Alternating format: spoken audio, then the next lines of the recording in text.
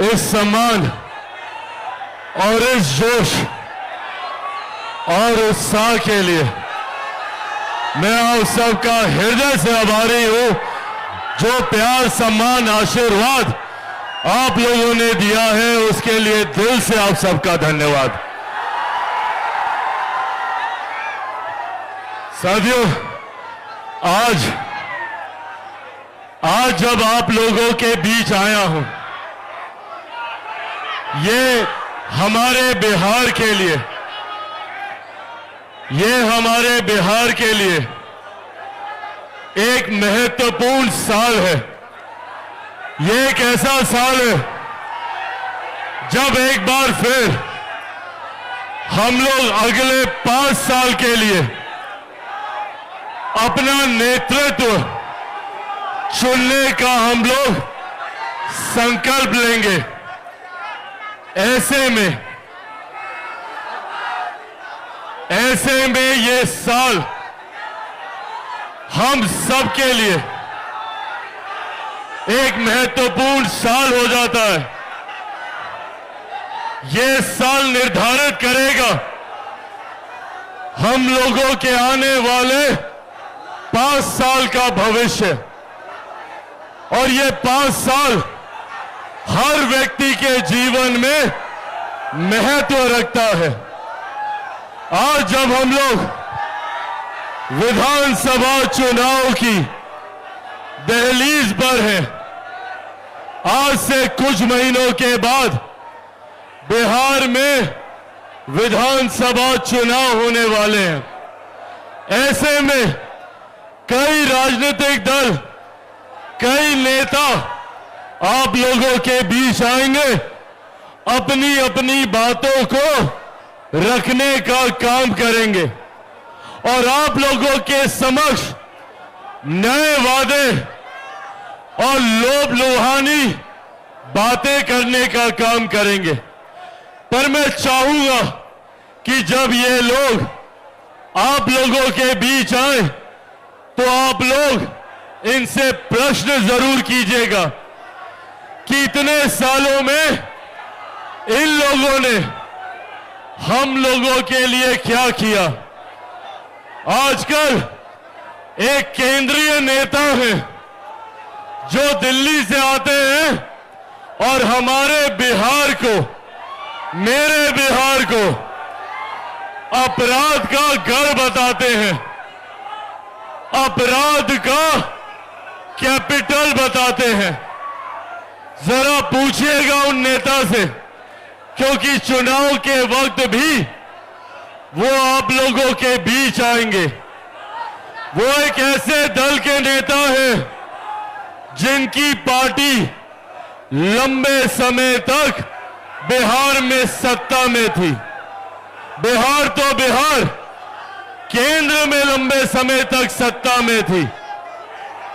कांग्रेस ने लंबे समय तक केंद्र और बिहार में शासन करने का काम किया, और आज जब कांग्रेस के युवराज बिहार आते हैं और मेरे बिहार को अपराध का गढ़ बताते हैं, तो पूछने की जरूरत है राहुल जी से कि भैया आप बताइए, आपके जमाने में बिहार क्या था। हम लोग जब जंगल राज की बात करते हैं तो जंगल राज में सिर्फ लालू जी का 15 साल का शासन नहीं था। जंगल राज के वक्त कांग्रेस का भी शासन उसमें समाहित था। याद कीजिए कर्पूरी ठाकुर जी का वो दौर, जिन्होंने दलितों, शोषितों, पीड़ितों को आवाज देने का काम किया। कर्पूरी ठाकुर जी जिन्होंने सही मायने में सामाजिक न्याय की व्यवस्था को बल देने का काम किया। और कांग्रेस ने क्या किया? कांग्रेस ने कर्पूरी ठाकुर जी की सरकार सरकार को हटाकर अपना जंगल राज लाने का काम किया। 77 में जब कर्पूरी ठाकुर जी एक बार फिर बिहार के मुख्यमंत्री बने और जनता की सरकार आई, तो कांग्रेस ने 80 के दशक में उनको सत्ता से बाहर कर अपना मुख्यमंत्री बनाने का काम किया। और जो लोग उस दशक के, उस पीढ़ी के यहां पे मौजूद हैं, उन लोगों को याद होगा, और ये मौजूदा पीढ़ी के लिए जानना जरूरी है, ये मौजूदा पीढ़ी के लिए जानना जरूरी है कि 80 के उस दशक में जब कांग्रेस की सरकार थी, तो हमारे प्रदेश में एक से एक बड़े नरसंहार हुए। एक के बाद एक दलितों, पिछड़ों को चिन्हित कर गोलियों से भूनने का काम किया। 80 का वो दशक जिसने इस नरसंहार की शुरुआत की, 90 के उस दशक जिसमें लालू जी की सरकार आई, ये दौर, ये सिलसिला कायम रहा। जिस जंगल राज की हम लोग बात करते हैं, वो जंगल राज 15 साल का नहीं, वो जंगल राज 25 सालों का है। और उस 25 साल में कांग्रेस भी उतनी ही जिम्मेदार है। बिहार में अपराध और अपराधियों को बल देने के लिए अगर कोई जिम्मेदार है, तो वो कांग्रेस और राजद की सरकार रही। कर्पूरी ठाकुर जी के सपनों की तिलांजलि देने का काम किसी ने किया, तो ये कांग्रेस और राजद की सरकार ने किया।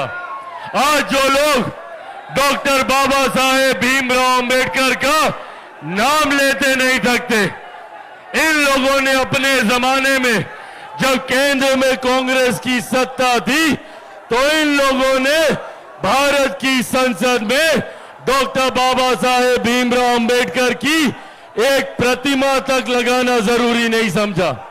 बाबा साहेब की पहली तस्वीर भारत की संसद में अगर लगी, तो वो तब लगी जब वीपी सिंह जी की सरकार में मेरे नेता, मेरे पिता आदरणीय रामविलास पासवान जी जब केंद्र सरकार में मंत्री बने, वीपी सिंह जी की सरकार में श्रम एवं कल्याण मंत्री बने, तब उन्होंने बाबा साहेब की प्रतिमा को लगाने का काम किया। और आज जो लोग बाबा साहेब के विचारों की बात करते हैं, इन लोगों ने एक पार्टी तो छोड़ दीजिए, एक ही परिवार के 3-3 सदस्यों की तस्वीर भारत की संसद में थी, पर बाबा साहेब की तस्वीर नहीं थी।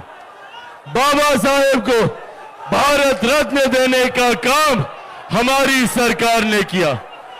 आज कर्पूरी ठाकुर जी को भारत रत्न देने का काम हमारी सरकार ने किया।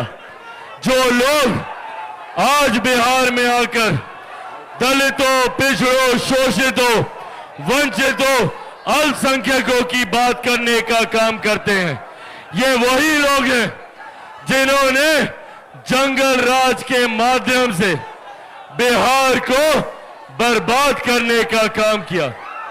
सही मायनों में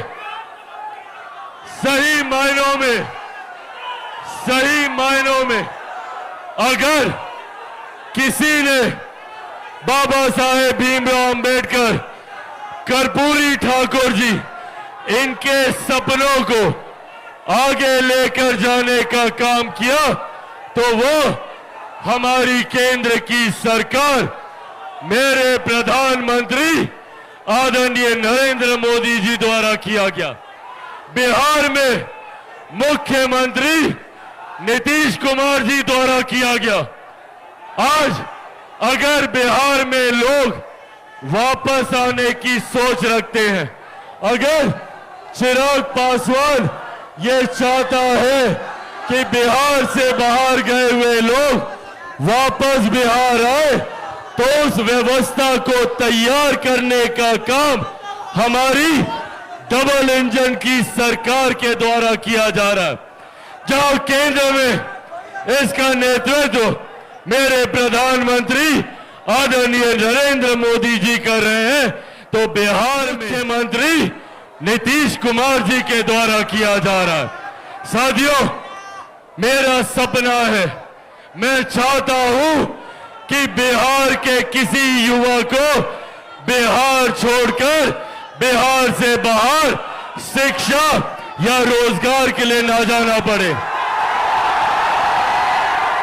मैं चाहता हूं कि बिहार में ही एक से एक शैक्षिक संस्थान खुले। मैं चाहता हूं कि बिहार में ही रोजगार के अवसर मिले, यहां पे कारखाने खुले। इस व्यवस्था निर्माण की सोच के साथ बिहार को फर्स्ट और बिहारियों को फर्स्ट बनाने की सोच के साथ आगे निकला हूं।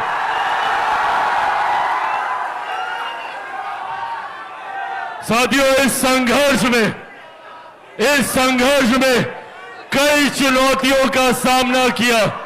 संभवतः भविष्य में भी कई और चुनौतियां आएंगी। इन लोगों ने बिहार फर्स्ट, बिहारी फर्स्ट की सोच को समाप्त करने के लिए चिराग पासवान को ही समाप्त करने की भूमिका बनाने का काम किया। इन लोगों ने सोचा कि चिराग पासवान को समाप्त कर देंगे तो बिहार फर्स्ट, बिहारी फर्स्ट का सपना टूट जाएगा। और मुझे समाप्त करने के लिए बड़ी बड़ी ताकतों ने, बड़ी बड़ी शक्तियों ने पूरी जोर आजमाइश कर ली। मेरी पार्टी तोड़ी, मेरे परिवार को तोड़ा, मुझे घर से बाहर निकाला। पर जो लोग ये सोचते हैं कि इन बातों से चिराग पासवान टूट जाएगा, चिराग पासवान घबरा जाएगा,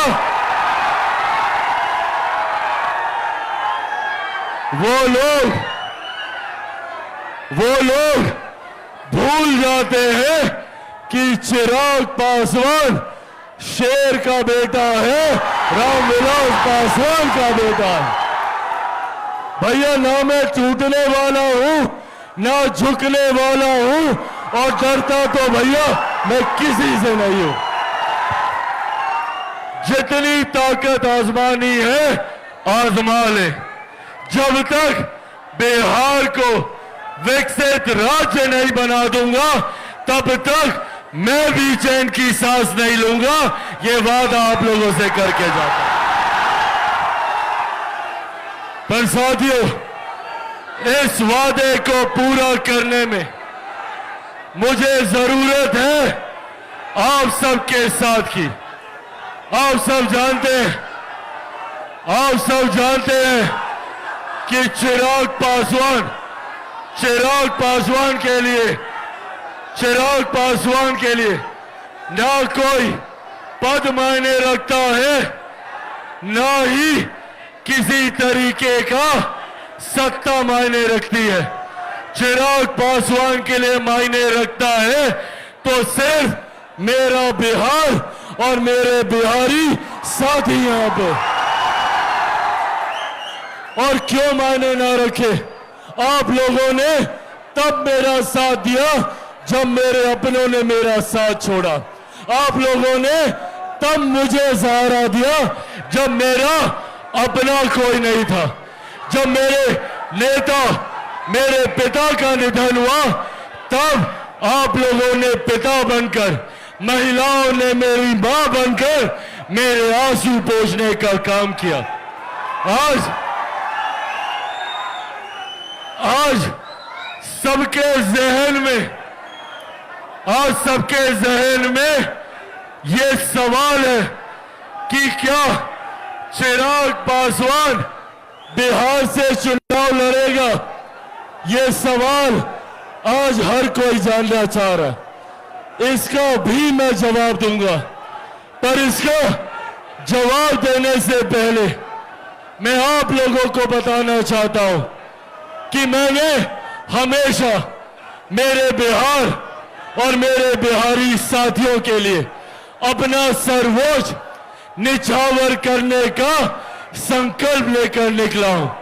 2020 में सिर्फ और सिर्फ बिहारी अस्मिता के लिए, बिहारी स्वाभिमान के लिए चिराग पासवान ने बिना सोचे अकेले चुनाव लड़ने का फैसला लिया, क्योंकि आप लोग चाहते थे कि मैं अकेला चुनाव लड़ूं और बिहार फर्स्ट और बिहारी फर्स्ट को मजबूत करूं।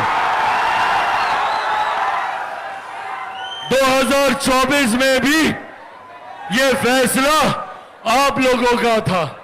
जब यह सवाल चल रहा था कि चिराग पासवान किससे गठबंधन करेगा, उस वक्त भी मैंने आप लोगों से वादा किया था कि मेरा गठबंधन सिर्फ और सिर्फ बिहार की जनता के साथ है, आप लोगों के साथ है। और आज जब ये सवाल पूछा जाता है, आज जब ये सवाल पूछा जाता है कि क्या चिराग पासवान बिहार से विधानसभा का चुनाव लड़ेगा, तो हां, मैं बिहार से चुनाव लड़ूंगा।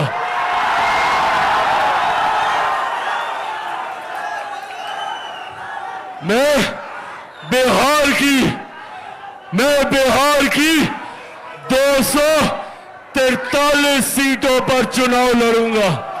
मैं बिहार की हर एक सीट से बिहार को फर्स्ट और बिहारियों को फर्स्ट बनाने के लिए चुनाव लड़ूंगा।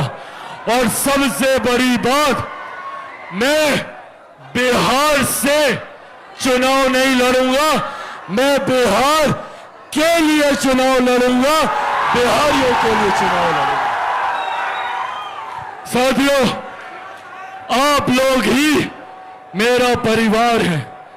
अब मेरे पिता इस दुनिया में नहीं है। जिनको मेरा पिता बनना था, उन्होंने भी मुझे घर से बाहर निकाल दिया। ऐसे में मेरे पिता आप हैं, मेरी माँ आप हैं, मेरे भाई आप हैं, मेरी बहन आप हैं, मेरा परिवार आप है।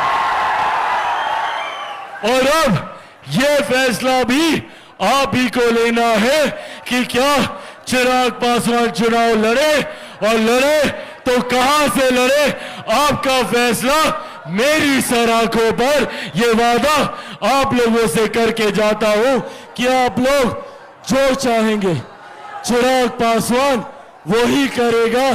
पर हां, यह वादा जरूर करता हूं कि मैं जो कुछ भी करूंगा, सिर्फ और सिर्फ मेरे प्रदेश को भारत का नंबर 1 प्रदेश बनाने के लिए करूंगा, सबसे विकसित राज्य बनाने के लिए करूंगा। साथियों, आज हमारी केंद्र की सरकार, बिहार की सरकार, मुख्यमंत्री नीतीश कुमार जी के नेतृत्व में, केंद्र में प्रधानमंत्री नरेंद्र मोदी जी के नेतृत्व में एक के बाद एक विकास की योजनाओं के माध्यम से हमारे राज्य को विकसित बनाने का कार्य कर रही है। 2047 तक जब मेरा देश विकसित बनेगा, तो बिहार का हर एक जिला, हर एक प्रखंड, हर एक पंचायत, हर एक गांव विकसित बनेगा। और इस विकास की राह पर मुझे आप सबके साथ, आप सबके सहयोग की जरूरत है। मैं जिस लक्ष्य के साथ चला हूं, बिहार को विकसित राज्य बनाने का लक्ष्य, उसमें चिराग पासवान अकेला कुछ नहीं कर सकता। चिराग पासवान को जरूरत है आप सबके साथ की, आप सबके सहयोग की। आप सबको चिराग पासवान बनकर गांव-गांव, घर-घर जाकर बिहार फर्स्ट और बिहारी फर्स्ट के बारे में बताना होगा।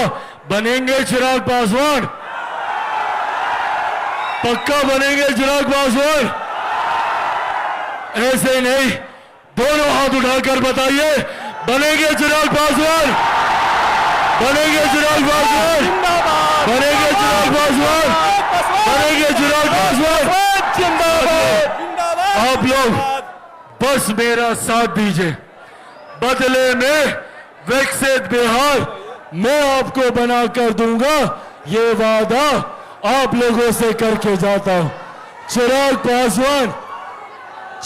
पासवान की रगों में जब तक खून की एक बूंद भी बाकी है, मेरे दिल में एक सांस भी बाकी है, तब तक चिराग पासवान जिएगा तो आपके लिए, मरूंगा तो भी आपके लिए।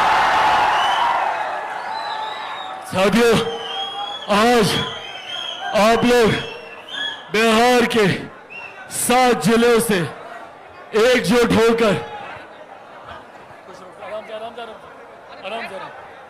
आप लोग एकजुट होकर, दूसरा दीजिए, यहां पे आने का, इस चिलचिलाती धूप और गर्मी में अगर आप लोग इतनी भारी संख्या में यहां पर मौजूद हैं, तो बिहारी फर्स्ट बनाने का शंखनाद तो आप लोगों ने पहले ही कर दिया।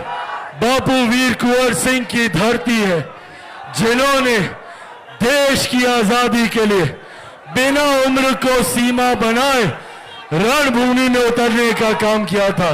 ऐसे ही बिहार के विकास के लिए हम सबको आने वाले दिनों में एकजुट होकर चुनावी रण में उतरकर एक बार फिर हमारी एनडीए सरकार और बिहार फर्स्ट और बिहारी फर्स्ट की सोच को मजबूत करने का काम करना है। इन्हीं शब्दों के साथ आप सबका बहुत बहुत धन्यवाद। जय हिंद, जय बिहार। लोक जनशक्ति पार्टी रामविलास जिंदाबाद। लोक जनशक्ति पार्टी रामविलास जिंदाबाद। लोक जनशक्ति पार्टी रामविलास जिंदाबाद।